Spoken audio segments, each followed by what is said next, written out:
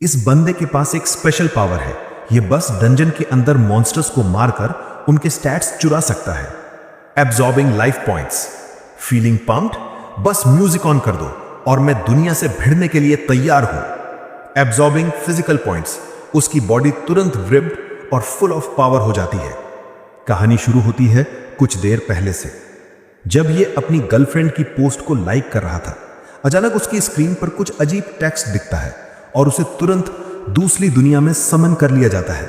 एक अनाउंसमेंट होती है जिसमें कहा जाता है कि अब प्लेसमेंट टेस्ट शुरू होगा। आंख खुलते ही वो खुद को एक अंधेरी गुफा में पाता है।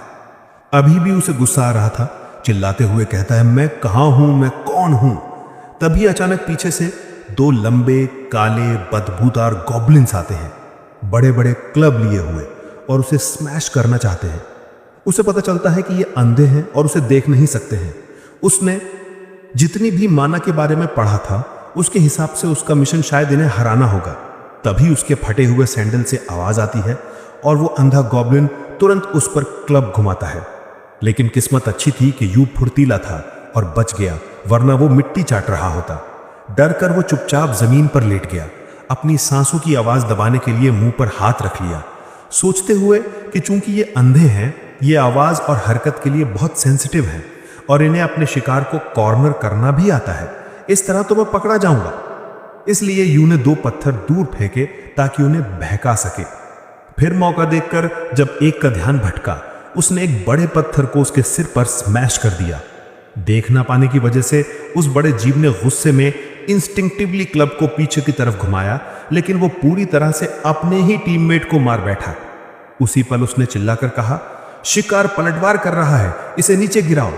जिसे अभी अभी मार पड़ी थी, उसने सोचा दुश्मन ठीक उसके सामने है और एक पावरफुल स्विंग दिया, और बस ऐसे ही उसने उन दो गॉब्लिन्स का काम तमाम कर दिया। अच्छा हुआ कि वो ट्रांसपोर्ट होते समय अपना दिमाग नहीं भूला। आहा, छोटा गॉब्लिन शायद अभी भी जिंदा था, लेकिन वो अपने टीममेट की लाश से दबा हुआ था और हिल नहीं पा रहा था। अंत में उसने एक क्लब से उसका भी काम तमाम कर दिया, उसे भी उसके दोस्त के पास भेज दिया। अचानक उनकी लाशों से कुछ मिस्टीरियस गोल्डन कैरेक्टर्स निकले और उसके चारों ओर घूमने लगे, और एक नोटिफिकेशन विंडो दिखाई दी जिसमें लिखा था कि the power of code of Babylon unlock हो गया है, जिससे कॉन्सेप्ट को एब्जॉर्ब और एनालाइज करने की एबिलिटी एक्टिवेट हो गई है। ये उसे मॉन्स्टर की लाशों से पावर लेने की परमिशन देता है ताकि वो और स्ट्रॉन्गर बन सके। कॉन्फिडेंस से भरा यू इस बिगनर्स डंजन को अकेले ही क्लियर करने निकल पड़ा, एक लालची मुस्कान के साथ। Time to grind some stats boys. जल्द ही उसने डंजन को पूरी तरह से क्लियर कर दिया। गॉब्लिन की लाशें जमीन पर बिखरी पड़ी थी। एक नोटिफिकेशन पॉपअप हुआ, कॉन्ग्रेचुलेशंस, आपने टेस्ट पास कर लिया है। उसने सोचा कि अब वो आखिरकार घर जा पाएगा, लेकिन क्या बकवास है। वो यूनियन एकेडमी के एक डॉम में दिखा। फिर उसे एकेडमी की यूनिफॉर्म दी गई, और जबकि वो आमतौर पर काफी प्लेन दिखता है, एक बार जब उसने गियर पहना वो एक बिल्कुल अलग इंसान था। फिर वो एक टीचर से मिलने गया जो एक हरे रंग की एल्फ थी, वाइट स्किन वाली नहीं, पर हाँ, जब तक वो हॉट है सब ठीक है।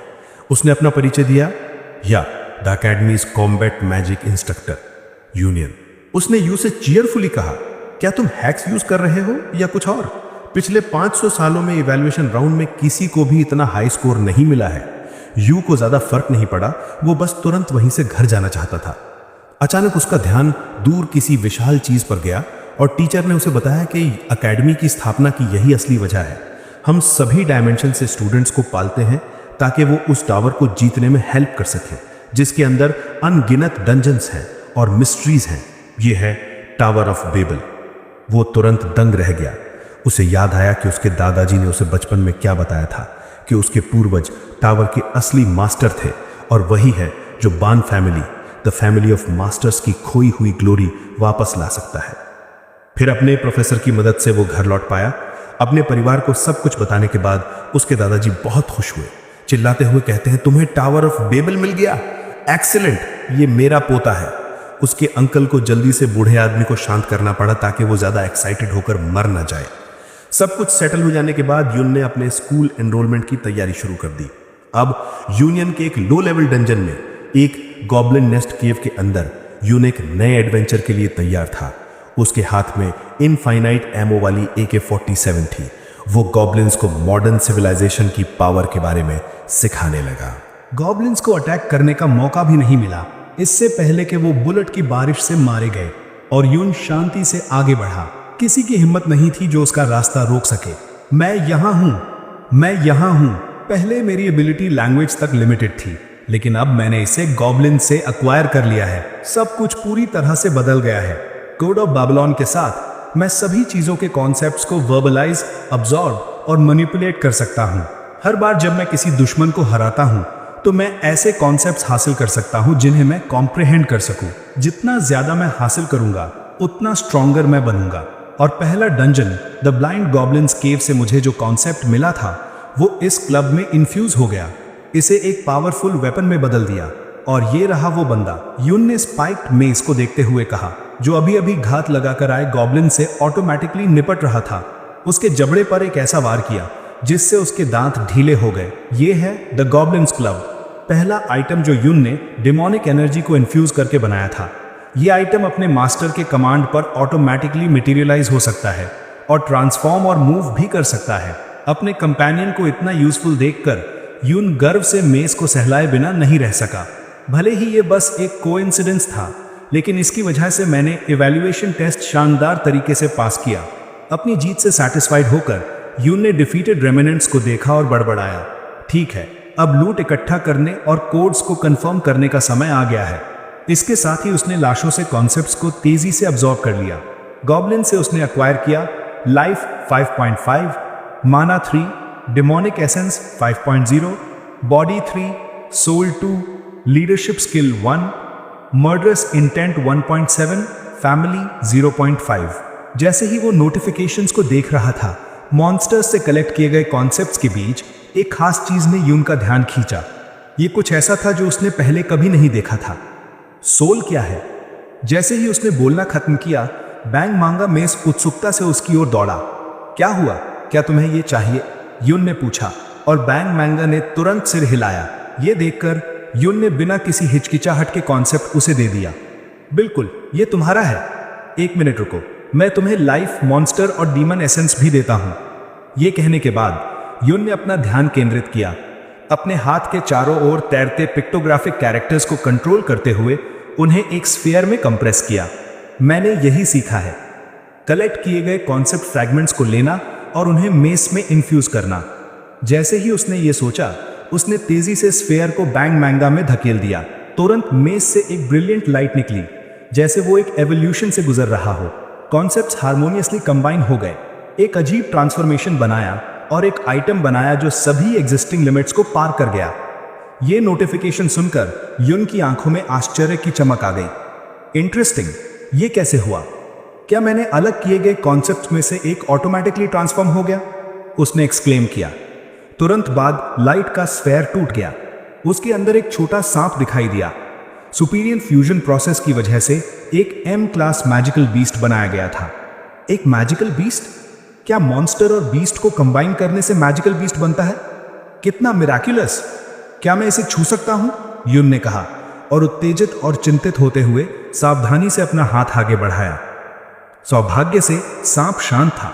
उसने अपने मास्टर को याद किया और एक्टिवली अपना सिर यून की बाह पर रगड़ा। उसका पर्सनैलिटी अनचेंज्ड था। मुझे आश्चर्य है कि क्या ये अभी भी गन या शील्ड में ट्रांसफॉर्म हो सकता है? यून ने मन ही मन सोचा, कितना क्यूट है। अब से तुम्हारा नाम वाई होगा। वापस जाने से पहले चलो अपने ग्रोथ स्टैट्स की जांच करते हैं। जैसे ही उसने बोला, उसने अपने पर्सनल इंफॉर्मेशन पैनल पर ध्यान केंद्रित किया। यून्स स्टैट्स: लाइफ 45.1, बॉडी 32, सोल 324.5, माना 38.7, स्वॉर्ड्समैनशिप 14.2, leadership 1, omniscient eye 105, omniscient ear 100, tongue of God 100। चलो देखते हैं। लाइफ स्टैट गेम के लेवल के काफी सिमिलर है। बॉडी मेरी फिजिकल स्टेट को डिस्क्राइब करता है, लेकिन मेरी सोल स्टैट इतनी हाई क्यों है? omniscient आई और omniscient ईयर जैसी चीजें जरूर मेरी लैंग्वेज स्किल से रिलेटेड होंगी। जो मुझे समझ में नहीं आ रहा है उसे अभी इग्नोर कर देता हूं। यह कहने के बाद यून ने वाई की ओर मुड़कर पूछा, तुम्हारा क्या ख्याल है वाई? क्या हम अपने क्लासमेट्स के साथ घुल मिल सकते हैं? यह सुनकर वाय ने शर्मिंदा होते हुए बार बार सिर हिलाया। कोई बात नहीं, सबसे इंपॉर्टेंट चीज ग्रोथ स्टैट्स है ना? तभी सिस्टम ने एक नोटिफिकेशन जारी किया, डंजन कोर डिस्ट्रॉय हो गया है, अब आप इस डंजन से बाहर निकल सकते हैं। क्या आप एग्जिट करना चाहेंगे? ठीक है, चलो बाहर निकलते हैं। यूनियन एकेडमी एंट्रेंस सेरेमनी का टाइम आ गया है, यून ने स्क्रीन पर बटन दबाते हुए कहा। तुरंत ही उसे एक मैजिक सर्कल द्वारा टेलीपोर्ट कर दिया गया।